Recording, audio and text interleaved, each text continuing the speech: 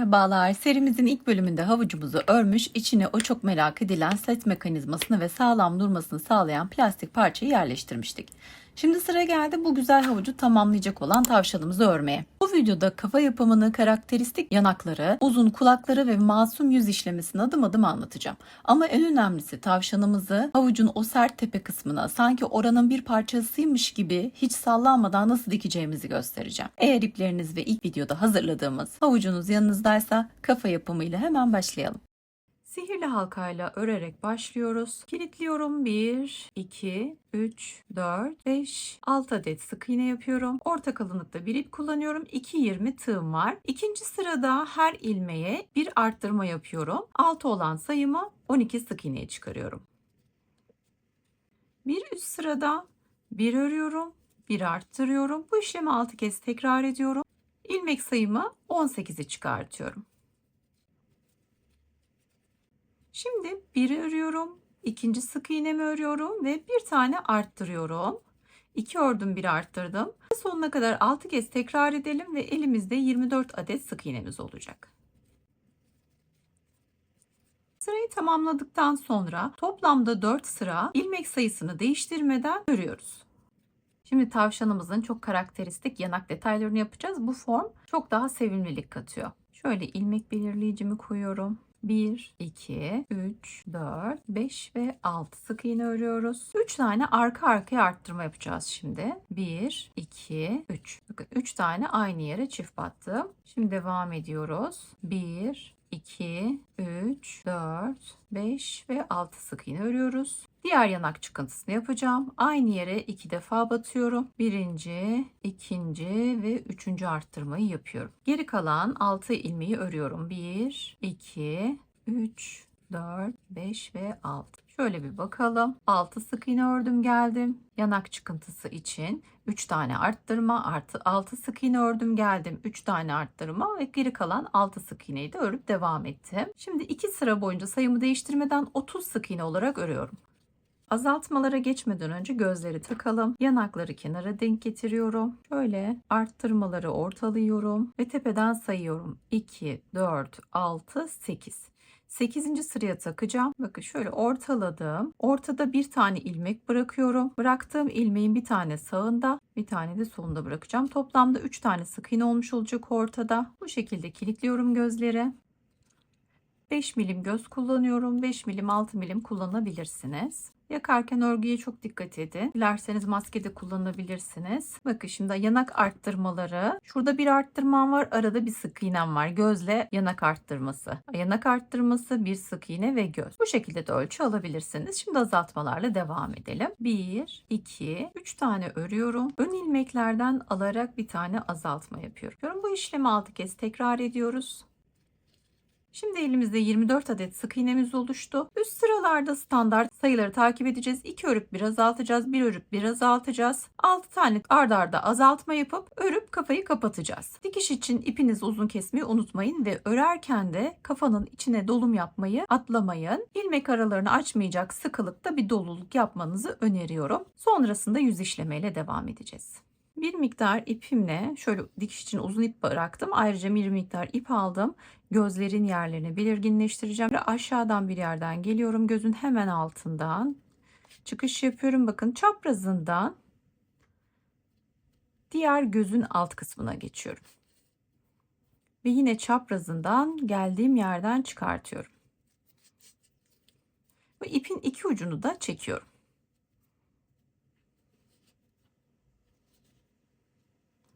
Şimdi uçlarını düğümleyerek sabitleyeceğim.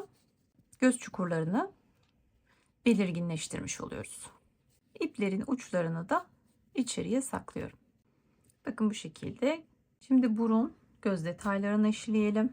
Katlı ipim vardı. Katlarını ayırdım. Tek katını kullanıyorum. İnce bir ip tercih etmenizi öneririm. Şimdi siyah ipimle gözün hemen yanından şöyle bırakıyorum düğümlemek için. Çapraz bir şekilde, bakın şu şekilde diğer göze geçiyorum. Aynısını burada da uyguluyorum. Bir sıra boşluk bırakıp yukarıya çıkartıyorum. Bakın bunun üzerinde ikisinin arasında bir sıra boşluk var. Şöyle çapraz getirip kaş detayını işliyorum.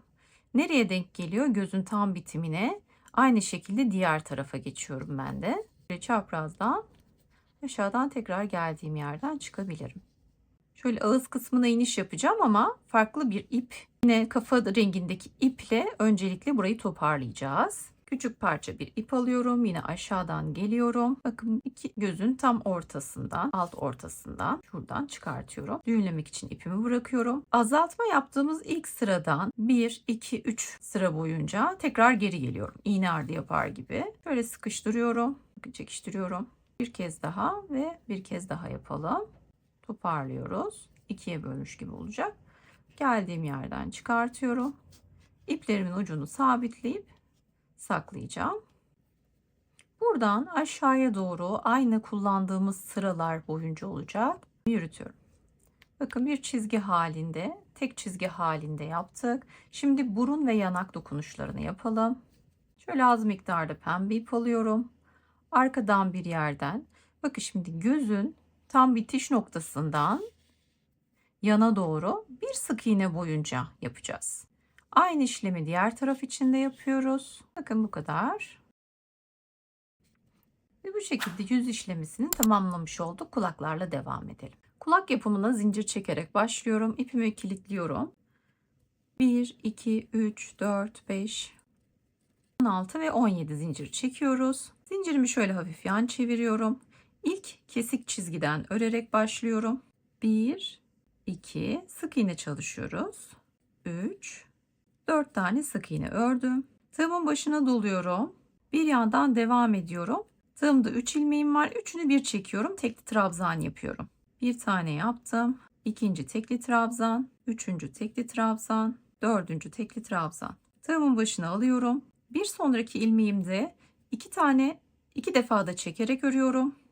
İkili trabzan yapıyorum. İkinci ikili trabzan. Üçüncü ikili trabzan. Dördüncü ikili trabzan. Tığımın başına alıyorum. 3 tane üçlü trabzan örüyorum. 1, 2 ve 3. Son kalan ilmeğe 6 tane üçlü trabzan öreceğiz. Hepsini aynı yere örüyorum.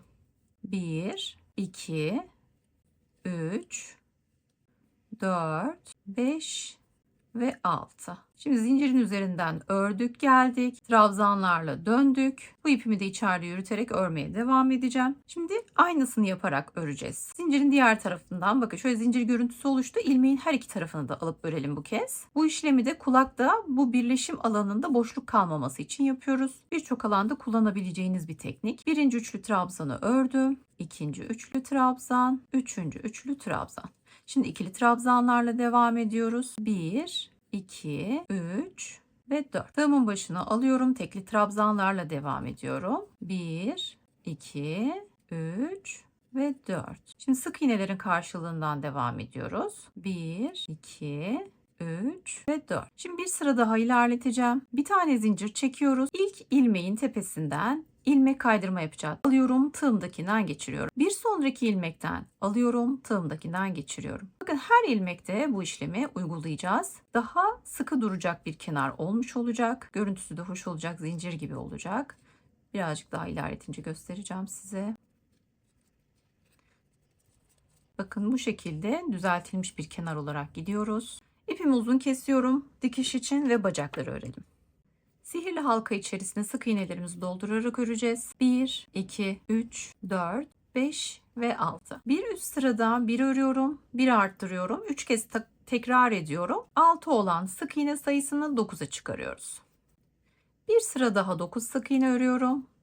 Şimdi örmüş olduğumuz parçayı şöyle ikiye katlıyoruz. Ve ilmekleri karşılıklı olarak öreceğiz. Bakın tam karşılığından alıyorum ve bir sık iğne yapıyorum. Tam karşılığından alıyorum. İlmeklerin her iki tarafını alarak örüyorum. 1, 2, 3, 4 tane sık iğne ile birleştirdim. Bir zincir çektim ve dikiş için uzun kesiyorum. Bacaktan bir tane daha örelim ve size bahsetmiş olduğum tavşanın kafasının sapasağlam bir duruş elde etmesi için nasıl bir dikiş yöntemi uyguluyorum onu göstereceğim. Hadi devam edelim. Parçaları birleştirelim. Kulak dikişiyle başlıyorum. Kafanın tepe kısmından sihirli halka ile başladığımız yerden sayıyorum. 1, 2. Bakın 2 sıra bırakıp şöyle yan taraftan konumlandırarak dikiş yapacağız. Kenar yaptığımız zincir görüntüsü üste gelecek.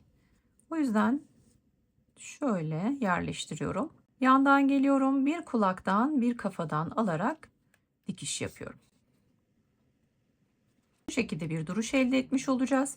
Diğer kulağı da aynı şekilde zincir kısmını üste getirmeyi unutmayın.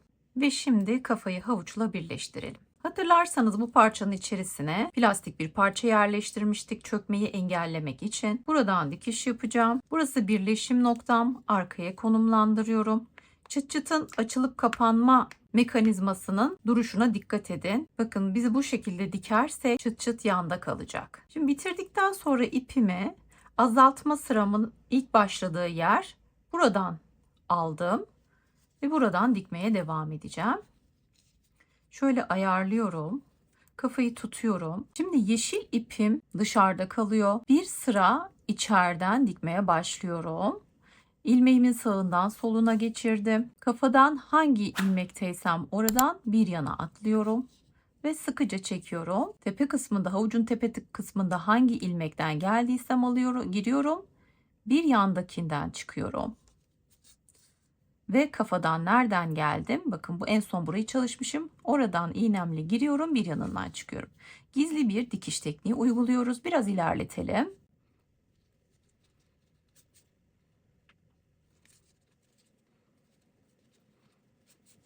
Şimdi şöyle bir görelim. Bakın.